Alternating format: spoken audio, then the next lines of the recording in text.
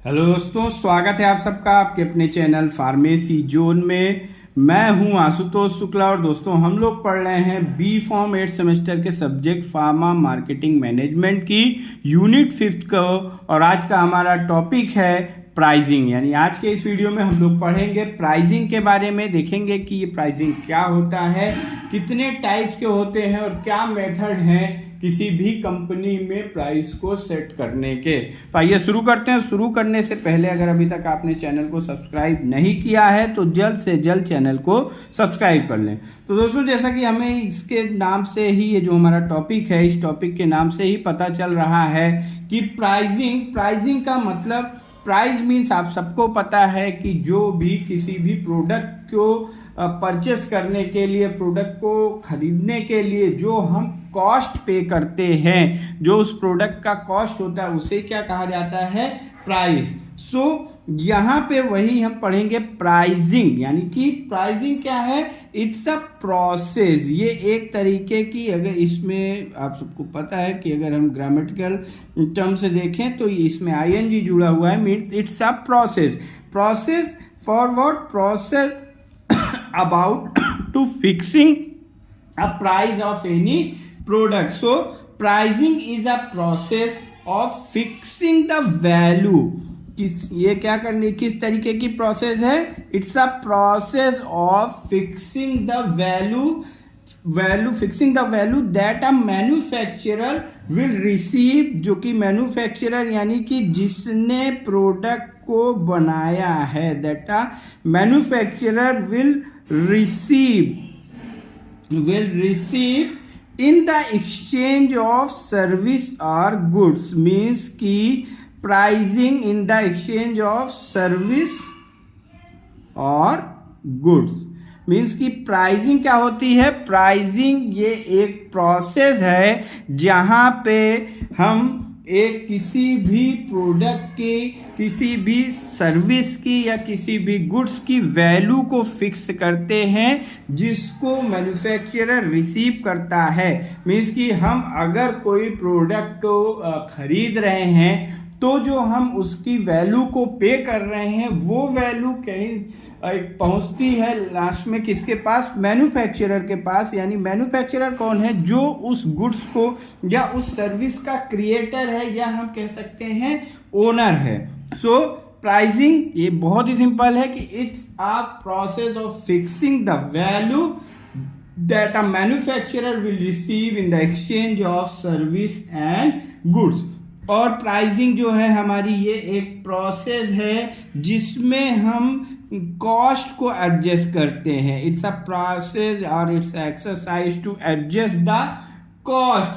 किस कॉस्ट को, जो कि प्रोड्यूसर यानी कि जो भी मैन्युफैक्चरर है हमारा, वो ऑफर करता है जो कस्टमर्स के रिलेवेंट, जो कस्टमर्स के लिए रिलेवेंट कॉस्ट हो। मीन्स कि जो कस्टमर को और मैन्युफैक्चरर को एक किस कॉस्ट में प्रोडक्ट देना है, इसकी एडजस्टमेंट के प्रोसेस को भी हम क्या कहते हैं, प्राइस। और प्राइसिंग जो होती है, अब अगर ये एक प्रोसेस है तो अब इसमें कुछ फैक्टर्स भी होंगे। तो प्राइसिंग जो होती है ये हमारी डिपेंड करती है किस पे, एवरेज प्राइसेस। मीन्स कि जिस भी प्रोडक्ट को हम लेके आ रहे हैं, जिस भी कैटेगरी का हमारा प्रोडक्ट है, उस कैटेगरी के जो भी एग्जिस्टिंग प्रोडक्ट हैं उनके क्या एवरेज प्राइसेस चल रहे हैं। फॉर एग्जाम्पल, अगर हम एक पेन लेके आ रहे हैं और जो पेन की वैल्यू है, मान लीजिए हमारी जो पेन है वो 5 रुपए वाली जो पेन आती, 5 रुपीज जिस पेन की कॉस्ट है, उस रेंज की हम पेन लेके आ रहे हैं, तो हम भी अपने प्रोडक्ट की वैल्यू या जो प्राइस रखेंगे वो इसी के सिमिलर रखेंगे। वो हम मतलब एवरेज प्राइस जो हो जाएगा वो उस प्रोडक्ट का क्या हो जाएगा, 5 रुपीज। क्यों, क्योंकि एग्जिस्टिंग जो प्रोडक्ट है वो 5 रुपए में मिल रहे हैं। अगर हम उससे ज्यादा वैल्यू रखते हैं तो मार्केट शेयर को अचीव करने में या मार्केट अचीव करने में थोड़ी डिफिकल्टी होगी। तो सबसे पहला जो ये प्राइसिंग प्रोसेस है वो डिपेंड करता है एवरेज प्राइस पे। दूसरा ये जो डिपेंड करता है वो है buyers perceived value, buyer perceived value. Buyer perceived value का मतलब क्या हुआ कि बायर मतलब जो खरीदने वाला है, जो कस्टमर है, उसके क्या परसेप्शन है प्रोडक्ट से रिलेटेड। मीन्स कि जैसा ये है कि एवरेज प्राइस 5 रुपए में आ रहा है, तो भी जो कस्टमर है उनका यह परसेप्शन होगा कि हम इस कैटेगरी की अगर पेन को खरीदने जाएंगे तो वो हमें कितने को मिलेगी, इसी 5 रुपए में मिलेगी। तो ये क्या, और परसीव्ड वैल्यू जो होती है किसी भी बायर्स की, ये किससे रिलेटेड होती है, कंपटीटर प्रोडक्ट की। एवरेज प्राइस भी हम जो करेंगे एग्जिस्टिंग प्रोडक्ट के, और वो जो एग्जिस्टिंग प्रोडक्ट्स होंगे वो हमारे एग्जिस्टिंग जो कंपनियां होंगी वो हमारे कंपटीटर्स होंगे, और जो प्रोडक्ट्स होंगे वो हमारे क्या होंगे, कंपटीटर्स प्रोडक्ट। और ये सब प्राइस सेट करने की जरूरत क्यों पड़ती है, क्योंकि कोई भी जो बिजनेसमैन होता है, कोई भी बिजनेसमैन होगा, यहाँ पे हम मार्केटिंग पढ़ रहे हैं, मार्केटिंग हम बिजनेस के प्रोस्पेक्टिव में पढ़ रहे हैं, तो कोई भी जो बिजनेसमैन होगा वो बिजनेस करता है किस लिए, प्रॉफिट के लिए। तो प्रॉफिट का अर्न करने के लिए उसे प्राइस सेट करना जरूरी होता है, क्योंकि एक प्राइस जो हम सेट करते हैं उसमें ओवरऑल कॉस्ट ऐड की जाती है। मीन्स कि उस प्रोडक्ट को बनाने में जो रॉ मटेरियल्स लगे, जो मैन्युफैक्चरिंग में जो भी इक्विपमेंट्स लगे, जो पर्सनल्स लगे, उसकी मार्केटिंग एडवर्टीजमेंट में एम्प्लॉइज के लिए जो भी चीजें लगी उस प्रोडक्ट को मार्केट तक पहुंचाने के लिए, उन सभी को ऐड करके उस प्रोडक्ट की एक कॉस्ट डिसाइड की जाती है, प्लस फिर उसमें ऐड किया जाता है प्रॉफिट। जो भी प्रॉफिट मार्जिन है 10% या जो भी बिजनेसमैन का अपना परसेप्शन है उस प्रोडक्ट में प्रॉफिट के रिगार्डिंग, वो प्रॉफिट ऐड किया जाता है, तब जाके बनता है किसी भी प्रोडक्ट का प्राइस।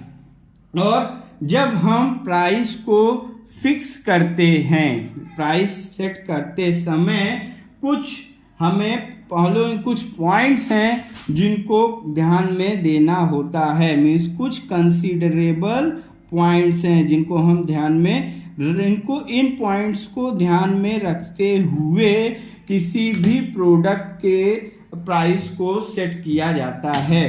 पहला जो होता है वो identity of goods, identity of goods and services. Identity of goods and services का मतलब ये होता है कि हम जो भी प्रोडक्ट ला रहे हैं उस प्रोडक्ट की जो प्राइस होती है, जैसे कि मान लीजिए कि ये हमारा जो हम पेन लॉन्च कर रहे थे, तो पेन की जो एवरेज प्राइस जिस कैटेगरी में आ रहे हैं उसकी एवरेज प्राइस 5 रुपीज थी। तो वो 5 रुपीज से प्रोडक्ट की एक आइडेंटिटी भी बन जाती है कि इस रेंज में ये इस तरीके की पेन हमें मिलेगी।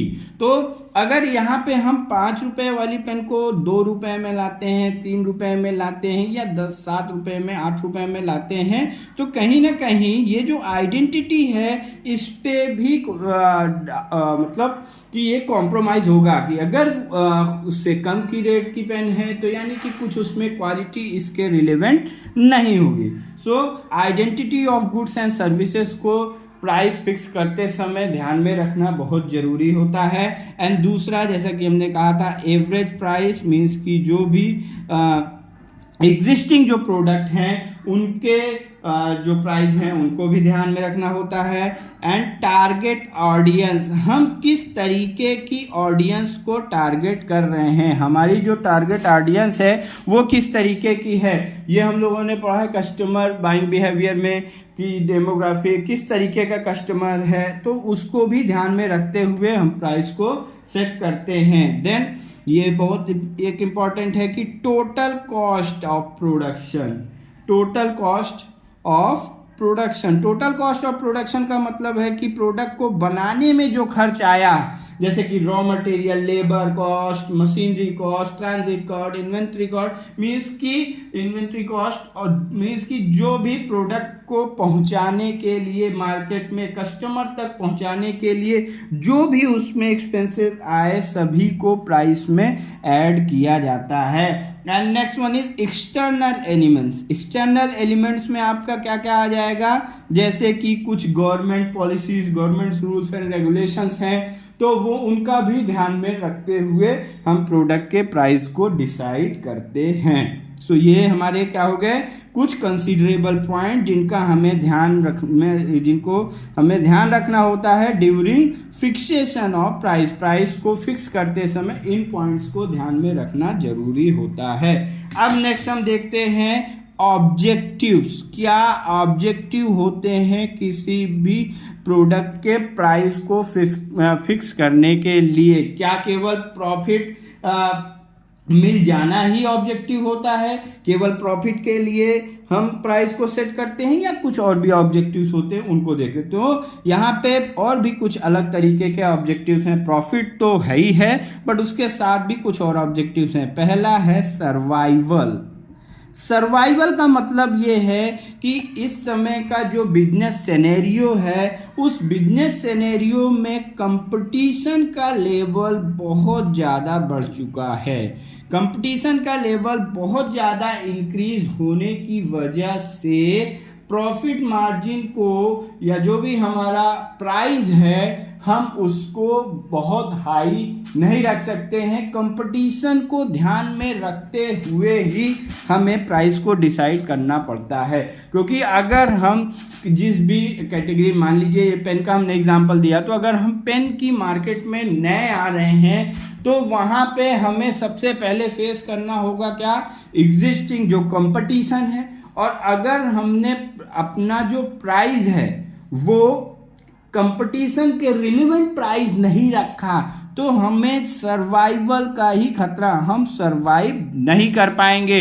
सर्वाइव न करने का पाने का मतलब है कि जो पुरानी जो एग्जिस्टिंग प्रोडक्ट्स हैं उनके साथ कस्टमर का एक ट्रस्ट भी बना हुआ है। तो जो नया प्रोडक्ट है पहले तो उसे कस्टमर का ट्रस्ट अचीव करना होगा, और कस्टमर किसी भी प्रोडक्ट को तभी परचेस करेगा अगर आप 5 रुपए की पेन है और उसको 6 रुपए में लेके आएंगे तो जनरली कस्टमर उसके प्रोडक्ट को परचेस नहीं करेगा। और जब तक आपके प्रोडक्ट को परचेस नहीं करेगा तो उसकी क्वालिटी से वो इंट्रोड्यूस नहीं होगा, और क्वालिटी से इंट्रोड्यूस नहीं होगा तो वो आपके प्रोडक्ट से के साथ उसका ट्रस्ट भी नहीं जुड़ेगा।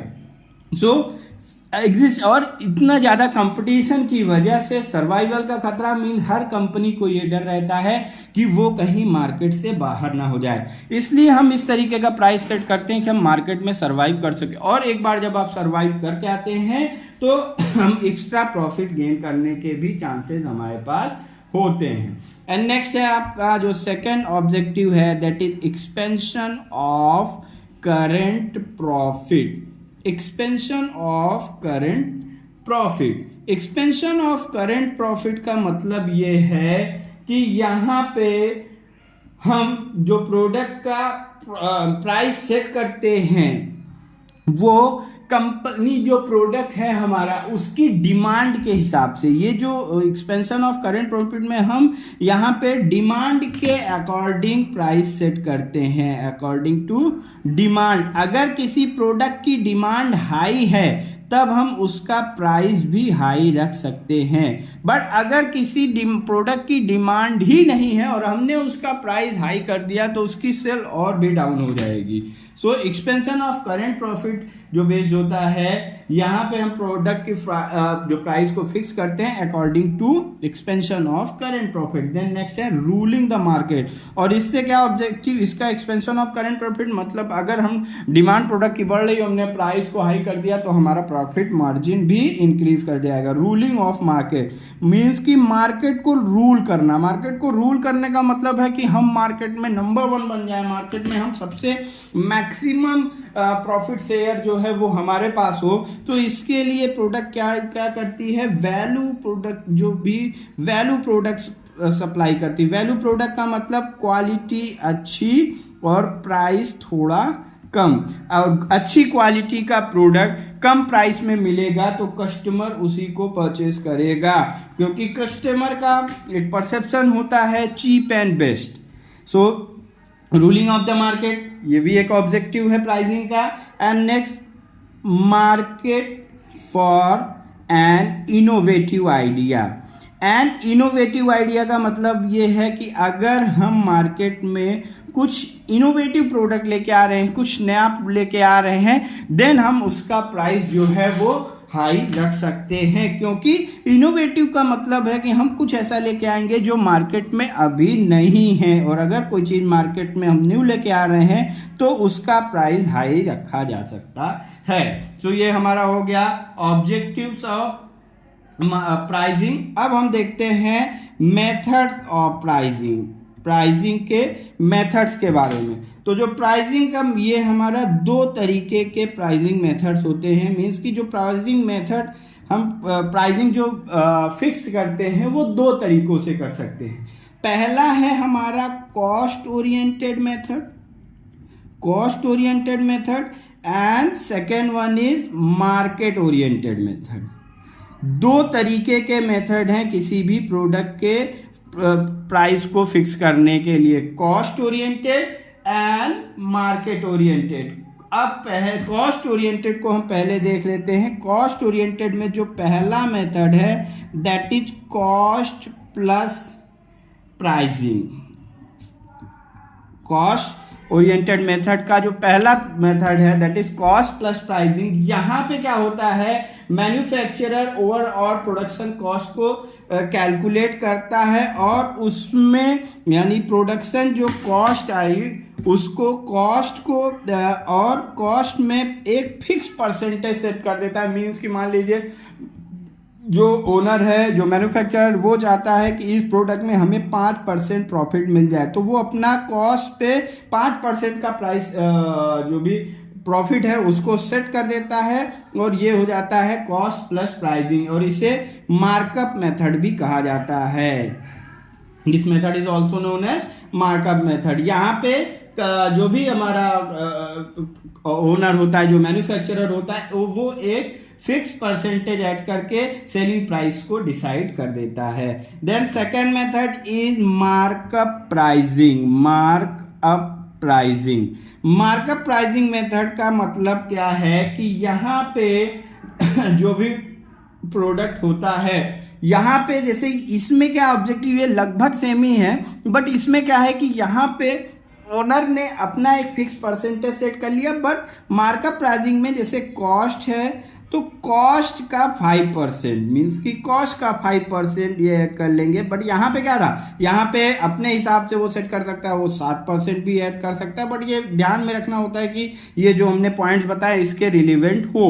तो ये हो गया सेकेंड मेथड है हमारा मार्कअप, सेकेंड तरीका है आपका markup pricing.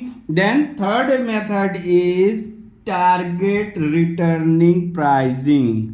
Target returning pricing, और इसके नाम से ही आप समझ गए होंगे। टारगेट रिटर्निंग प्राइसिंग का मतलब कि ओनर ये मान के चले कि हमें ये जो हम प्रोडक्ट बना रहे हैं इसका जो प्राइस हम सेट कर रहे हैं, इस प्राइस के से इस प्रोडक्ट से हमें इतना प्रॉफिट गेन करना है, ये हमारा टारगेट है। तो कॉस्ट ओरिएंटेड मेथड में हम तीन तरीके से प्राइस को सेट कर सकते हैं, cost plus, markup and target returning pricing. Then next हम देखते हैं मार्केट ओरिएंटेड में। तो मार्केट ओरिएंटेड जो में पहला मेथड है that is perceived value pricing. Perceived value pricing का मतलब क्या है कि जो बायर्स परसीव करके चल रहे हैं, जो बायर्स परसेप्शन है उनके हिसाब से हम प्रोडक्ट को रखें। Then next one is value pricing. Value pricing का मतलब यही कि प्रोडक्ट की क्वालिटी थोड़ी ठीक हो और प्राइस उसका थोड़ा, वैल्यू प्राइसिंग का मतलब हम थोड़ा प्राइस को यहाँ पे लो रखते हैं। Then third one is going rate pricing. Going rate pricing का मतलब ये है कि यहाँ पे हम मार्केट सर्वे करते रहते हैं, मार्केट को देखते रहते हैं, जिस हिसाब से मार्केट में किसी भी प्रोडक्ट का प्राइस सेट होता है, बढ़ता या घटता है, उसके हिसाब से हम भी अपने प्रोडक्ट के प्राइस को बढ़ाते या घटाते हैं। Next one is auction type pricing. Auction type pricing का मतलब ये जनरली जो ऑनलाइन प्लेटफॉर्म्स हैं वहां पे यूज किया जाता है, जहां पे आपको प्रोडक्ट भी दिखता रहता है, उसके साथ उसकी प्राइस में जो फ्लक्चुएशंस आते हैं, जैसे फ्लिपकार्ट, अमेजन, OLX, यहाँ पे आप कोई शॉपिंग करते हैं तो यहाँ पे प्रोडक्ट के साथ साथ आपको उसके प्राइस भी दिखते रहते हैं। Then differential pricing. Differential pricing का मतलब ये प्राइसिंग मेथड तब अप्लाई किया जाता है जब प्रोडक्ट के पास जो भी हमारे कंपनी है वहाँ पे हमारे कस्टमर अलग अलग हैं, ग्रुप ऑफ कस्टमर्स अलग अलग हैं, तो वहाँ पे हम डिफरेंशियल प्राइसिंग को सेट करते हैं। और यहाँ पे जो प्रोडक्ट की प्राइसिंग सेट होती है वो अकॉर्डिंग टू कस्टमर, यानी रीजन, अगर किसी पर्टिकुलर रीजन का में अलग प्राइस होगा, किसी एरिया में अलग प्राइस होगा, टाइम के अकॉर्डिंग अलग प्राइस होगा, तो इस तरीके से हम प्रोडक्ट के प्राइसिंग को सेट करते हैं। तो गाइस ये था आपका आज का टॉपिक प्राइसिंग के बारे में। आई होप कि आपको टॉपिक समझ में आया होगा। इस टॉपिक से रिलेटेड कोई भी क्वेरी हो तो आप कमेंट बॉक्स में ड्रॉप कर सकते हैं। टॉपिक के PDF नोट को आप डिस्क्रिप्शन बॉक्स में दिए हुए लिंक से डाउनलोड कर सकते हैं। Thank you very much.